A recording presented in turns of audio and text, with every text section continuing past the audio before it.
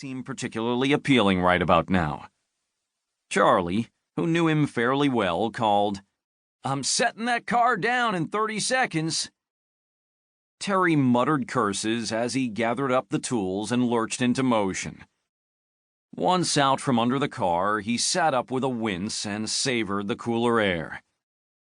"There you go." Charley lowered the car to the floor. "You took your sweet time on that one."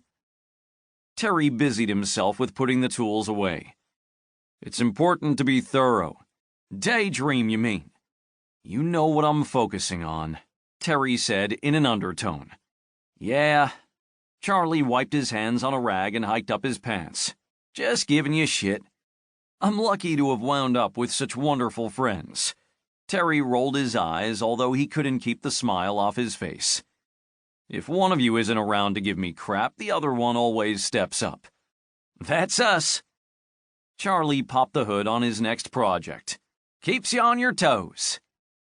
He glanced around to see if Harry, the other mechanic on staff that day, was out of earshot. "So, what are you thinking?" Terry sighed. "It's complicated." "What are you, a teenaged girl?" "As usual, I'm not getting the reference. I'll be back in a sec. Unless... Harry, you want to drive this car out?" "Sure." Harry had reappeared, a swarthy man with almost blue-black hair and a ready grin.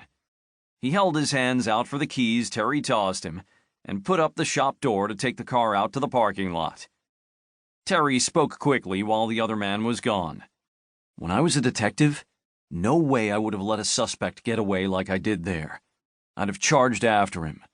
"You'd be dead now, you mean," Charley said. "That bastard ejected his claws at you like some kind of sentient porcupine, and he was on his home turf. If you told me you were going to hunt wolves, well, I'd ask why, but I'd also tell you not to go into their dens." "I thought wolves were dangerous." Terry was confused. "Not usually to humans," Charley said. "They keep to themselves unless they're starving. They'll try to get livestock, sure, but that's life, owning livestock." "Huh. The more you know, I guess." Terry banged his knuckles when the wrench slipped. "Damned tiny fucking... I'd say you should stick to the bigger cars, but if you haven't learned that in 2 years, you're not going to learn it now," Charley snorted. Harry, who had come back in, laughed as well. "I'm surprised he hasn't broken more of them." "Glad to exceed everyone's expectations," Terry said dryly. "What do you both say to some music?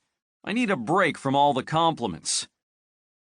He, Charley, and Harry finished up their shifts to the strains of various rock songs.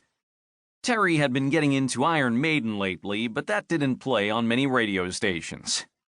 When the next set of mechanics came in, they handed off the remaining jobs and headed out into the back room, where Harry grabbed his motorcycle helmet and waved a cheery goodbye to the other two. He was talkative, but he was a good kid, Terry thought. The worst that one could say about him was that his relentless energy made Terry feel old. "Heading back to your apartment?" Charley asked Terry. "Yeah." Terry and Charley had spent a great deal of the past days at Angelina's apartment, where her computer setup and various security devices formed the current core of the team's search for the Butcher.